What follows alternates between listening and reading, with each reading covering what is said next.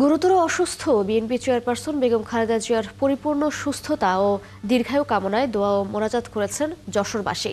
রবিবার শহরের কেন্দ্রীয় ঈদগাহ ময়দানে যশোরবাসীর সম্মিলিত এই আয়োজনে অংশ নেন কয়েক হাজার ধর্মপ্রাণ মুসল্লি। সেখানে একসাথে নামাজ আদায় করেন তারা। জেলা বিএনপির সম্মিলিত এই দোয়া ও মোনাজাতের আয়োজন করে। এ সময় বিএনপির পাশাপাশি বিভিন্ন রাজনৈতিক পেশাজীবী, ব্যবসায়ী, সামাজিক সাংস্কৃতিক সংগঠনের নেতৃবৃন্দ এতে অংশ নেন। এর আগে এক সংক্ষিপ্ত বক্তৃতায় বিএনপির ভারপ্রাপ্ত সাংগঠনিক সম্পাদক ও যশোর-৩ আসনে ধানের শীষে মনোনীত প্রার্থী অনিন্দ্য ইসলাম অমিত বলেন, বেগম খালেদা জিয়া বাংলাদেশের গণতন্ত্র, স্বাধীনতা, সার্বভৌমত্ব এবং মানুষের বাক স্বাধীনতার জন্য দীর্ঘ লড়াই সংগ্রামে নেতৃত্ব দিয়েছেন। সে কারণে তিনি দলের ঊর্ধ্বে উঠে সমগ্র জাতির অভিভাবক হিসেবে আবির্ভূত হয়েছেন। তাই সমগ্র দেশবাসী আজ তার জন্য দোয়া প্রার্থনা করছেন। সকল শ্রেণী পেশার মানুষ আমাদের একত্রিত হয়েছে আজকে।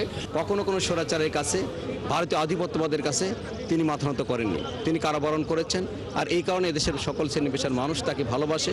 যশোরের সর্বস্তরের মানুষ আছে তার দোয়া অনুষ্ঠানে উপস্থিত হয়েছে। উনার মতন নেত্রী আমাদের সামনে প্রয়োজন আছে, আর আল্লাহ যেন সুস্থতার সাথে ওনার নেক আমলের সাথে যেন আবার যেন এই দেশের জন্য আল্লাহ যেন কবুল করে নেন এবং সুস্থতার সাথে নিয়ে আসেন।